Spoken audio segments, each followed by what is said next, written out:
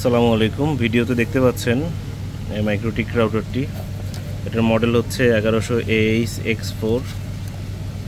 এই যে 1100AH-X4, এই হচ্ছে আমাদের দোকানের কার্ড,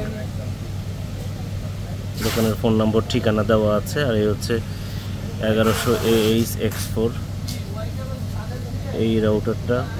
এটার আউটলুক কেমন কন্ডিশন যদি সব কিছু দেখানোর চেষ্টা করছি।